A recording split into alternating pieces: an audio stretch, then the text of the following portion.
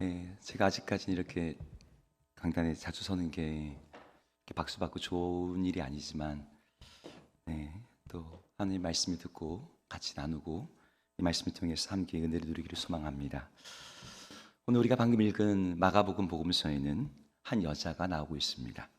이 여자의 외모, 학력, 가정, 출신과 지역, 이름 전혀 아무것도 언급되지 않는 소위 말하면 무명의 여인이에요. 복음서는 이 여인에 대한 단 한 가지의 정보를 제공해 줘요. 이 여인은 어떤 여인이었냐면 혈루증을 앓는 여인이었다라고 소개합니다.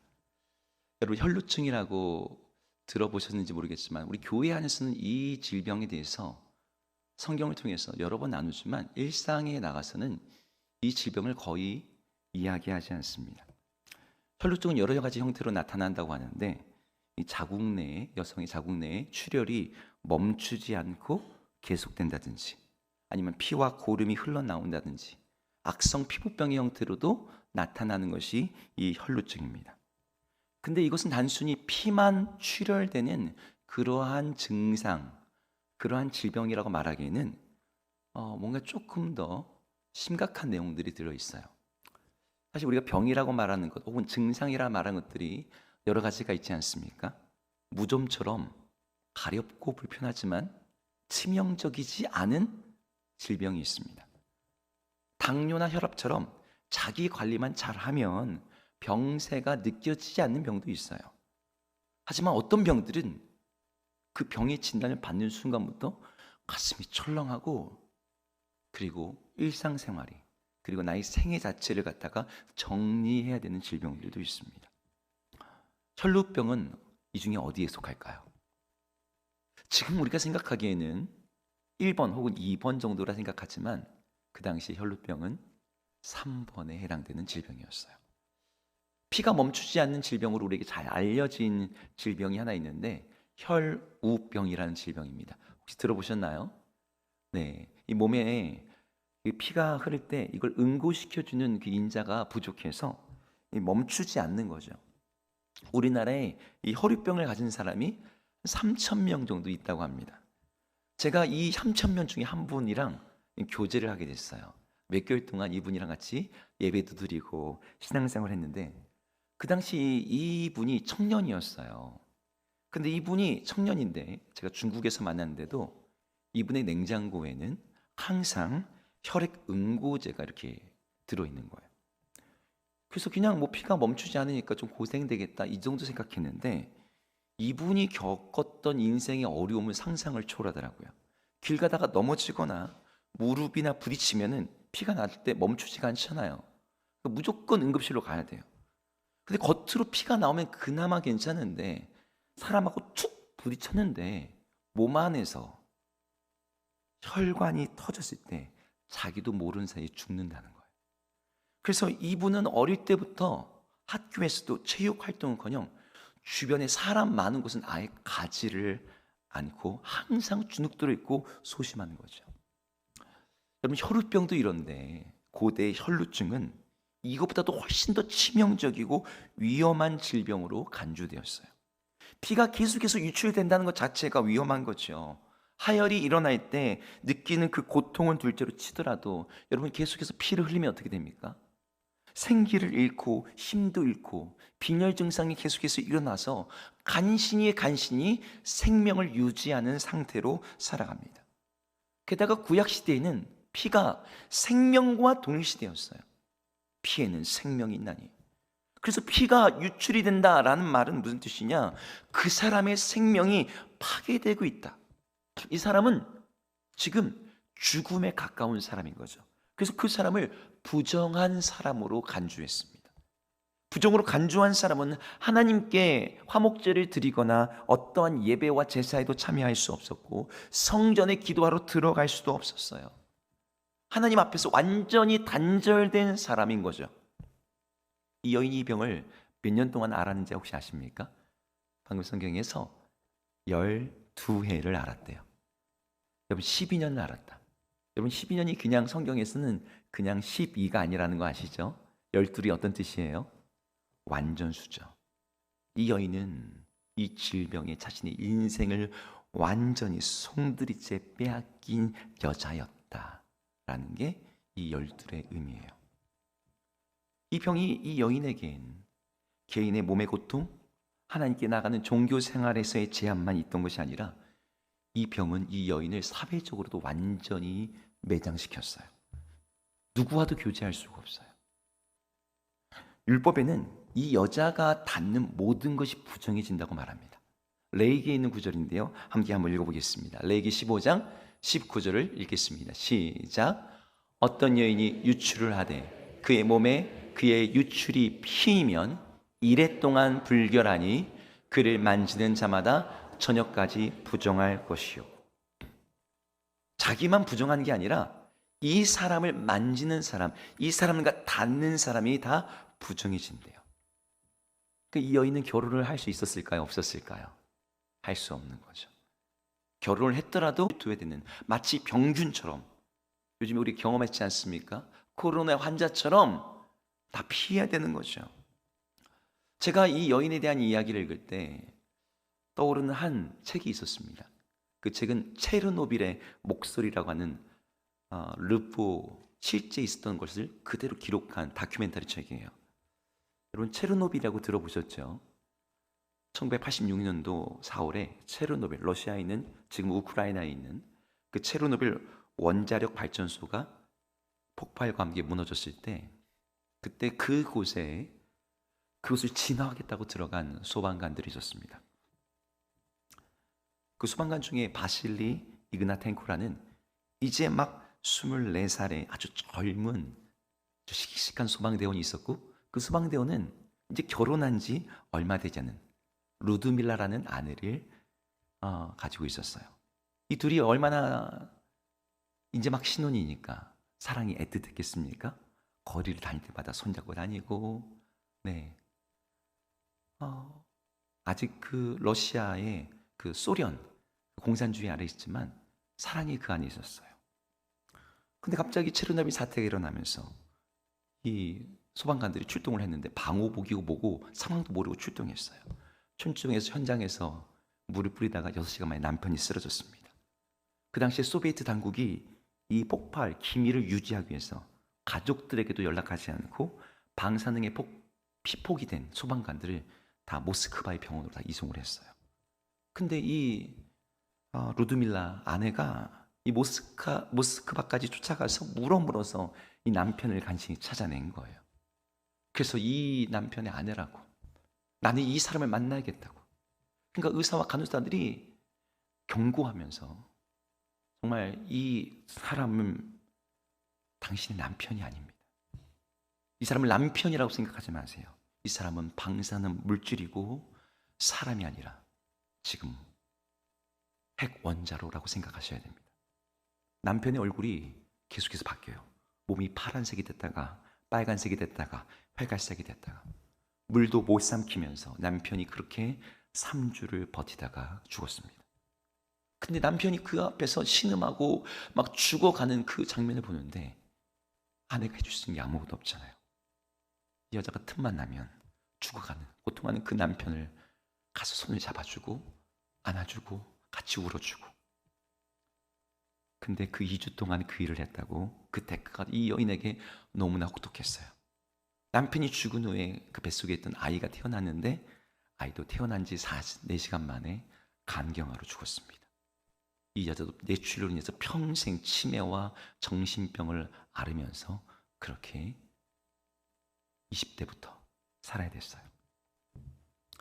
저는 이 여인의 이야기가 오늘 혈루병을 앓았던 이 여인의 이야기란 오버랩이 되었습니다.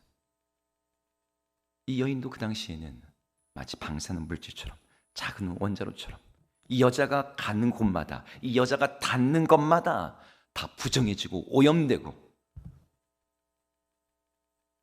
그렇게 해서 이 여자에게 닿는 모든 것들은 저주가 되고 불행한 그런 여자처럼 취급이 되었습니다. 그런데 이 여자만이 아니고 복음서에는 이런 사람들 이야기가 넘쳐나요. 그런 사람들의 이야기가 우리들에게 계속 주어집니다. 12해를 혈루증을 앓아온 한 여자가 있었다라는 이 구절이요, 이 성경을 읽는 수많은 사람들의 마음속에 이렇게 다가오는 거죠. 우리 감정이, 우리 삶이 거기에 도입되면서 3년을 직장도 없이 무능하다고 지켜 살아가는 한 남자가 있었다. 혹은 7년 동안 연애도 못하고 결혼도 못한 외로운 한 여자가 있었다.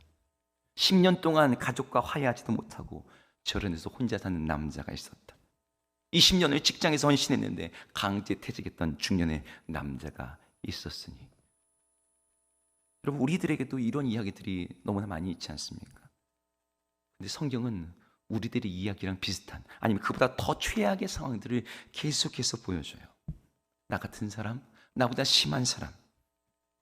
그래서 여러분들이 성경을 읽을 때, 내가 인생이 너무 바닥이야, 내가 너무나 힘들고 너무나 절망적이고 막 그런 낙담이 느껴질 때, 여러분 말씀을 보시면 나보다 더 심한, 더 인생의 고통과 더 어려운 상황 속에 있는 사람들을 보게 돼요.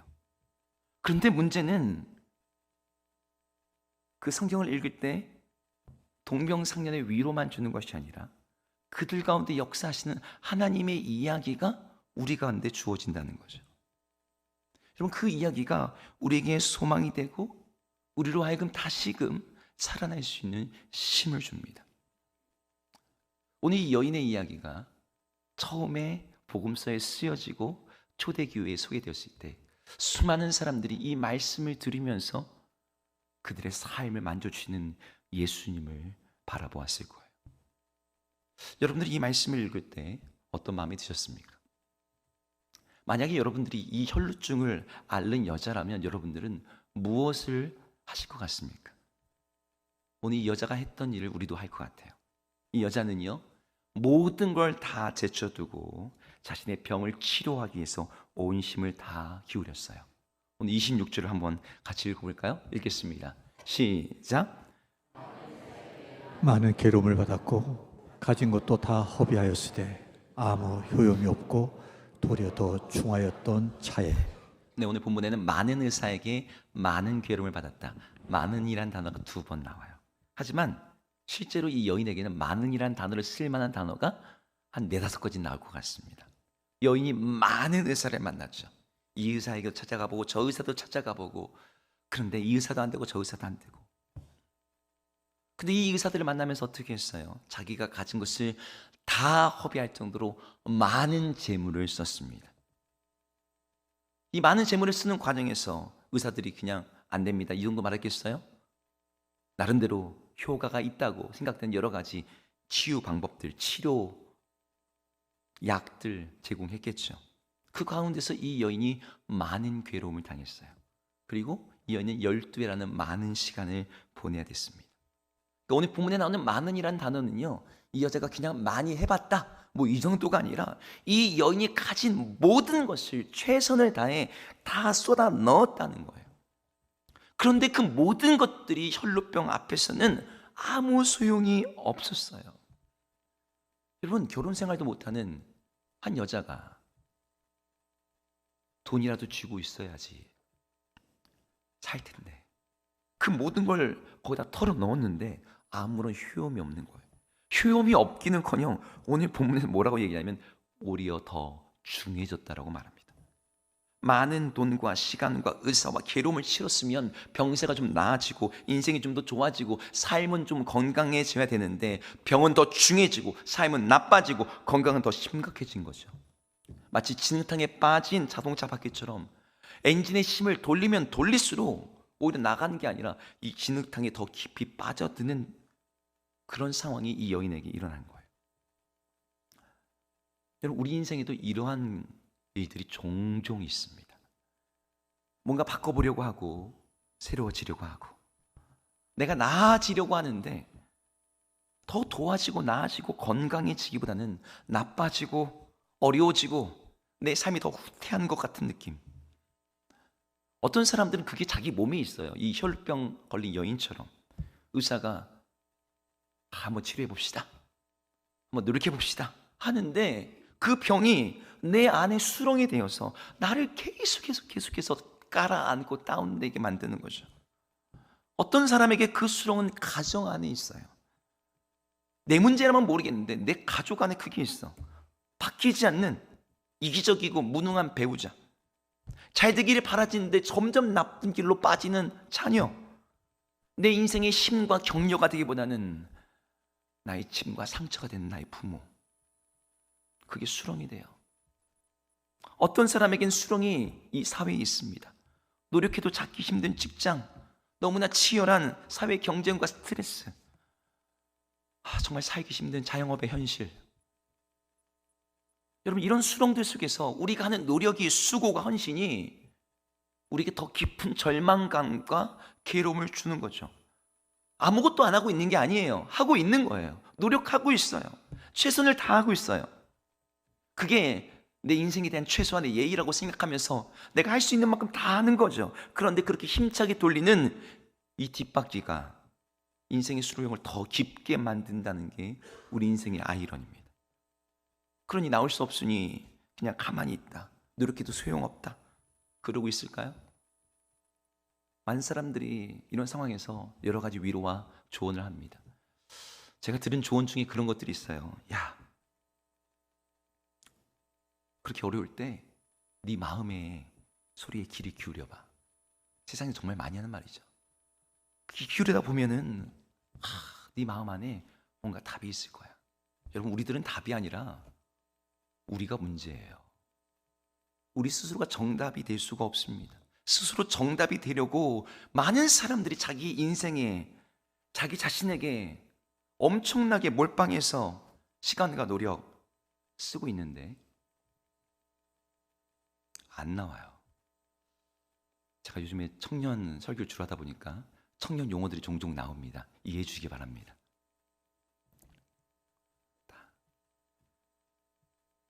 근데 이 여인이 오늘 본문에서 어떻게 이 수렁에서 빠져나올 수 있었을까요? 이 수렁에서 나오게 된 행동, 이 여인의 행동이 하나 있었습니다. 오늘 27절과 28절인데요. 함께 한번 읽어보겠습니다. 읽습니다. 시작. 예수의 소문을 듣고 무리 가운데 끼어 뒤로 와서 그의 옷에 손을 대니 이는 내가 그의 옷에만 손을 대어도 구원을 받으리라 생각함 일러라. 네, 아멘. 여인이요, 한 소문을 들었어요. 누구에 대한 소문입니까? 예수의 소문. 예수님에 대해서 정확히 뭘 안 것도 아닙니다. 예수님이 어떤 분이야? 막 신앙 고백하는 것도 아니에요. 그냥 소문을 들은 거예요. 이 여자는 예수님의 제자가 아직 아닙니다. 그리고 예수님 앞에 막 당당하게 1대1 면담하는 것도 아니고 어떻게 했어요? 소문 듣고 예수님이 지나간다길래 수많은 사람들이 거기 있는데 그분의 뒤에 가서 그 수많은 사람들이 껴가지고 겨우 옷자락에다가 손을 댄 게 전부였어요. 이 여인은 막 대단한 믿음과 헌신, 수많은 사람들, 어떤 그 뭉개져 있는 사람들을 뚫고서 막 예수님을 터치하는 막 인생 승리, 그런 이야기가 아니라는 거죠. 물론 어떤 사람들은요, 성경에 나오는 사람들은 예수님께 막 그렇게 나가는 사람들이 있습니다. 바디메오처럼 사람들이 다 조용히 하라는데 다윗의 자손이여 나를 불쌍히 여기소서 외치면서 달려가는 그런 사람들도 있어요. 나에게 겉옷을 던져놓고 예수님께 자신의 삶을 던지는 사람들도 있습니다. 그런 사람들에게 우리 하나님 역사하시죠. 근데 오늘 이 여인 같은 사람도 있는 거죠. 이 여인은요, 이미 너무나 많은 절망을 경험했어요. 수많은 의사 만나봤거든요. 할 수 있는 만큼 해봤어요. 돈도 거덜나고 모든 체력도 의지도 다 꺾였어요. 이런 상황에서 이 여인의 마음 상태가 어땠을까요? 삶이 자꾸 자기에게 신호를 보내는 거예요. 너 안 돼. 너 실패야. 너 불가능해. No. 이 여인은 이제 더 이상 아무런 소망도 희망도 뭔가 이렇게 기운을 낼 만한 여력이 없는 거죠. 몸만 병드는 게 아니라 생각까지도 병들어 무기력해지고 그 부정적인 생각이 이 여인의 마음속을 잡고 있었을 겁니다. 제가 이전에 청년 사역할 때 한 자매가 있었는데 자매에게 제가 얘기했어요. 우리 자매는 왜 남자 안 만나냐고. 우리 자매 되게 괜찮았거든요. 근데 이 자매가 괜찮아 보여서 그런지 주변에서 소개를 그렇게 많이 시켜줬대요. 선을 몇 번 받냐면 120번을 받답니다. 뭐 다들 그 정도 보는 거 아닌가요? 근데 120번을 보는데 한 번도 성사가 되지 않는 거예요. 그러니까 이 120번을 보니까 이 자매가 마음에 어떤 생각이 드냐면 나는 결혼은 못하나 보다. 남자 만나는 것도 무섭고 이제 가정을 꾸린다는 기대 자체에 그런 생각만으로도 막 절망감이 들고 좌절감이 드는 거예요. 여러분, 이 여인도 아마 그랬을 거예요. 의사 뭐 한두 명 만나봤겠습니까? 만날 때마다 안 되는 거죠. 근데 그런 절망적인 생각보다 이 여인을 더 힘들게 하는 생각이 하나 있었는데, 그게 뭐냐면 바로 죄의식이에요. 자기가 왜 이런 병에 걸렸을까? 물론 거기에서 오는 죄의식도 있지만, 하나님 날 버주시나 보다 또 있겠지만, 내가 만나는 모든 사람을 내가 더럽힐 수 있다. 우리 엄마도 내 손 못 잡아줘. 내 가족들도 나 만지면 안 돼. 이 여인이 예수님 외에 만질 때 뒤로 가서 몰래 만졌을까요? 내가 만진 거 알면 예수님도 더러워져, 부정해져. 그런 마음에 고침받고는 싶고, 그러니 편법을 쓰는 거죠. 예수님 뒤에 가서 만져야겠다. 그런데 그런 여인에게 예수님이 어떻게 하시죠? 우리 30절 한번 같이 읽어보겠습니다. 30절 읽겠습니다. 시작. 예수께서 그 능력이 자기에게서 나간 줄을 곧 스스로 아시고.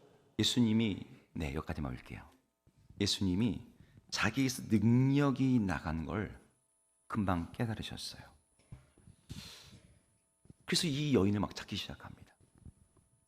여기까지 읽으면 이제 많은 분들이 섣부르게 이 이야기의 결론을 이렇게 내립니다. 그렇구나. 결국 예수님 잘 믿으라는 거 아닌가? 인생이 힘들고 어려우면 예수님 만나고 예수님 만지면 구원도 받고 절망도 해결된다. 그러니 뭐가 중요하다? 믿음이 중요하다. 야, 이 여인처럼 예수님이 가서 옷이라도 만져야지. 옷자락을 만져도 내가 낫겠다. 그런 믿음을 가져야지. 결국 뭐가 문제예요? 내가 믿음이 없는 게 문제야. 이런 식으로 이 본문이 들릴 수도 있어요.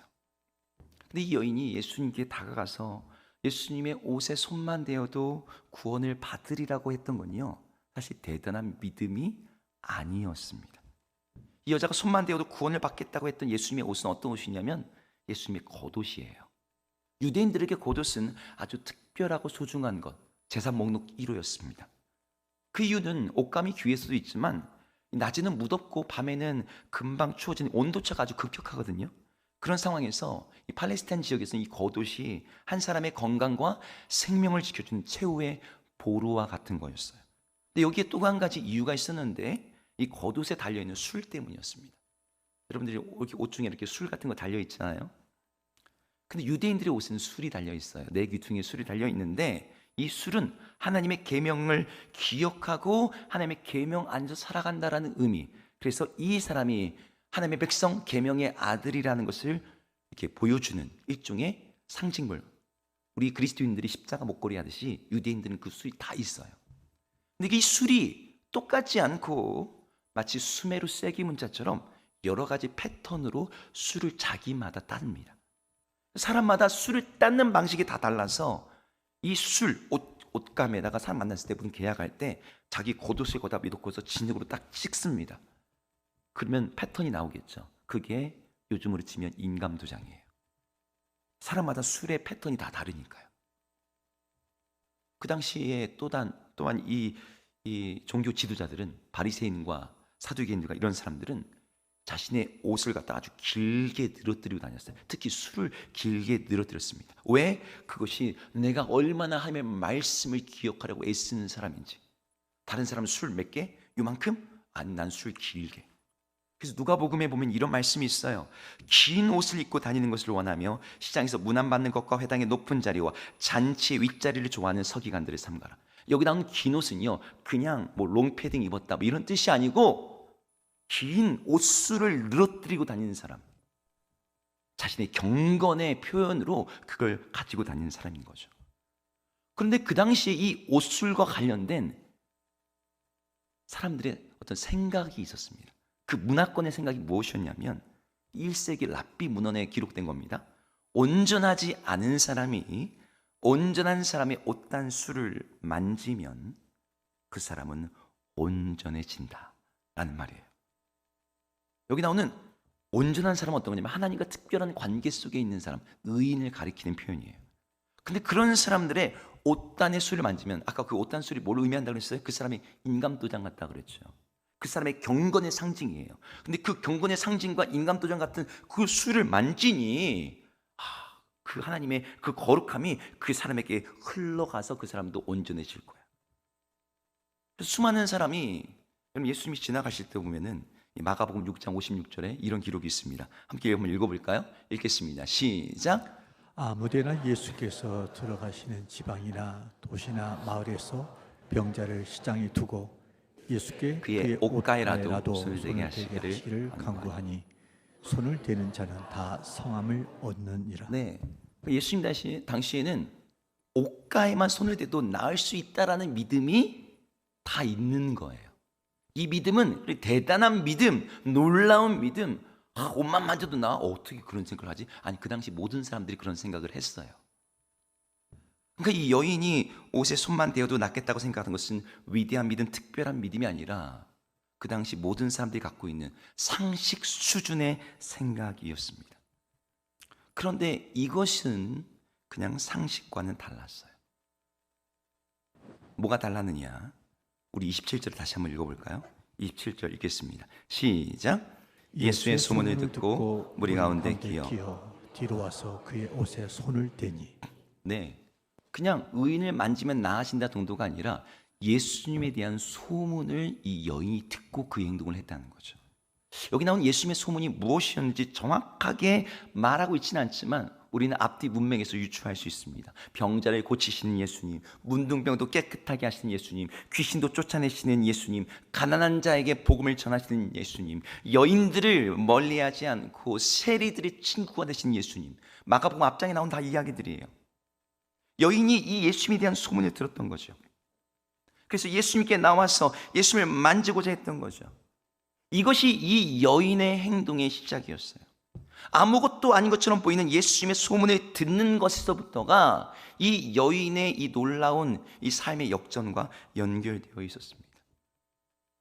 여러분들 예수님에 대해서 많은 이야기를 알고 계실 거예요. 예수님에 대한 많은 이야기들이 그냥 소문 정도가 아니라 분명한 교리로, 말씀으로, 기록으로, 경험으로 여러분들 안에 들어와 있을 거예요. 근데 여러분 이 시대에 예수님에 대한 이야기를 사회에서 듣기는 참으로 어렵습니다. 연애 가십이 넘쳐나고 뉴스와 경기 전망과 재앙과 전쟁과 수많은 소식들이 있지만 그 가운데 예수님에 대한 이야기가 너무나 적어요. 그것은 심지어 교회 안에서도 마찬가지입니다. 교회 안에서도 성도들끼리 이야기할 때 예수님이 나에게 어떤 일을 하셨는지, 그분이 나에게 어떤 분이신지가 고백되어지고 나눠지기보다는, 간증보다는 요즘 부동산 경기가 어떻고, 직장이 어떻고, 내가 오늘 입고 있는 옷이 어떻고, 요즘 보고 있는 드라마가 어떤지가 더 많이 얘기되고 있는 거죠. 여러분, 우리가 왜 예수님을 만지는 일이 우리 삶 가운데 적으냐? 예수님에 대한 소문이 적기 때문이에요. 우리 가운데 내가 예수님께 이렇게 기도했더니 하나님 나에게 역사하시고 이렇게 응답하셨어. 그 얘기를 내가 누군가 했다고 칩시다. 그러면 그 얘기를 들은 사람은 그래? 그럼 나도 그렇게 기도해봐야겠다 라는 마음이 생겨요. 근데 그런 이야기가 교회 안에서도 너무 적은 거죠. 우리의 귀와 마음에 예수님에 대한 말씀이 없는 거죠. 이 혈루병 여인에게는 변화의 출발점이 예수님이 어떤 분이신지, 그분이 어떤 일을 하시는지가 그의 마음에, 그의 온 생각을 사로잡게 되었어요. 예수님이 하신 일, 예수님이 하신 말씀, 그걸 우리 뭐라 그러죠? 복음이라고 합니다. 복음이 이 여인에게 들려왔던 거예요. 그리고 그 복음으로 인해서 여인은 그 당시 보편적인 상식 수준의 행동을 했을지 몰라도 그것이 저처럼 작은 것이라도 믿음이 되어 그 여인의 삶에 예수 그리스도의 능력이 나가게 만든 것입니다. 이 여인은 긍정적 사고방식 뭐 이런 게 한 거 아닙니다. 믿음으로 예수님께 나간 거예요. 여러분 보통 종종 믿음에 대해서 얘기하기를 성경을 아는 것과 믿음이 별개라고 얘기합니다. 그건 맞는 얘기예요. 성경에 대한 지식이 많고 신학에 대한 지식이 많고 교회 생활을 오래 해도 믿음은 낮을 수 있고 적을 수 있고 형편 없을 수도 있어요. 믿음이 신앙생활을 했던 연수와 성경을 아는 지식과 꼭 비례하는 건 아니에요. 그런데 제가 단어 하나만 바꾸겠습니다. 믿음은 복음을 아는 것과는 비례해요. 무슨 단어 바꿨는지 아시겠습니까? 성경이란 단어 대신에 제가 복음이란 단어를 넣었어요. 복음이 뭐예요? 예수님이 누구신지, 예수님이 어떤 분이신지, 예수님이 나를 위해서 어떤 일을 하셨는지, 그분의 능력이 이 세상을 지금 어떻게 바꿔가고 있는지, 그분의 비전은 이 세상을 어떻게 회복하실 것인지, 그분이 하나님의 백성들을 어떻게 영광스럽게 하실 것인지, 그분에 대한 이야기, 그분이 하실 이야기, 그분이 앞으로 이루실 것에 대한 그 말씀들은 우리 안에 믿음을 만들어갑니다. 제 인생에 손꼽히는 몇 편의 설교가 있습니다. 저에게 너무나 감명을 줬던 제가 들은 설교. 그 중에 한 설교는 1970년대에 한 흑인 목사님 했던 설교예요. 인터넷에 여러분 치시면 That's my king이라는 설교가 있습니다. That's my king. 그분은 나의 왕이십니다. 제가 이 설교 1시간 40분짜리를 제가 다 원문을 제가 영어로 듣고 해석할 정도는 안 돼서 원문을 다운받아서, 근데 그분이 설교를 하는데 그 That's my king 설교가 그래요. 뒤에 가면은 Do you know him? 여러분 그분에 대해서 아십니까? 예수님에 대한 이야기가 막 시작합니다. 예수님에 대해서 막 폭포처럼 한 5분 동안 그분은 온 우주의 창조주십니다. 시작해서 그분은 누구십니다. 5분 동안 예수님이 어떤 분이신지를 계속 얘기하는 거예요. 그분은 역사의 지평을 바꾼 분입니다. 그분은 모든 철학의 가장 높은 사상이십니다. 그분은 모든 사람들을 구원하십니다. 모든 사람들의 도움이 되십니다. 그분은 치료자이시며, 그분은 구원자이시며, 그분은 능력이 많으시며 긍휼이 많으시며, 이렇게 5분 동안 설교를 하는데, 이분이 설교를 할 때 그 5분 중에 계속해서 반복된 말이 있어요. Do you know him? 그분을 아십니까? 그분은 나의 왕이십니다. 제가 처음에 그 설교를 들을 때 이해 안 되는 게 하나 있었습니다. 뭐였냐면 이게 어디 전도 설교신가 보다. 근데 제가 그 설교가 이루어진 그 현장, 그 전체 실황을 딱 듣는데 30년, 40년 다 교회 다닌 성도들 앞에서 그 설교를 하고 계시는 거예요. 근데 그 목사님이 계속해서 묻는 거죠. 예수님 아시냐고. 예수님 아냐고. 요 예수님 아냐고. 그러면서 그 예수님에 대해서 100가지를 설명을 해요. 100가지를 얘기하는데 그 중에 여러분 몇 개 아냐고. 그분이 나의 왕이라고. 여러분들은 예수님에 대해서 얼마큼 알고 계세요? 우리가 아는 게 이 여인 수준일지도 몰라요. 예수님에 대한 소문 정도 알고 있는 거죠. 내가 그분이 정말 그분이 어떻게 역사하신지를 눈으로 본 적이 없어요. 체험한 게 없어요.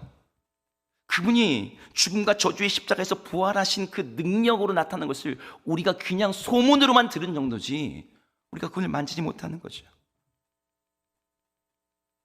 그럼에도 불구하고 우리가 그분에 대한 소문을 듣고 믿음으로 나가면 우리 삶이 달라집니다. 상황이 절망적일지라도 믿는다고 하면서도 세상 사람과 다를 바 없는 나의 모습에 좌절하고 절망하고 낙심이 된다고 할지라도 우리 주님을 보면 달라지게 됩니다. 부활하신 주님이 하나님께서 자기에게 주신 사람을 단 한 명도 잃지 않고 성령을 통해서 그들을 회복시키시고 마침내 당신처럼 영광스럽게 만드실 것이다. 그 주님의 복음을 들으면 우리 안에 소망이 생기는 거죠.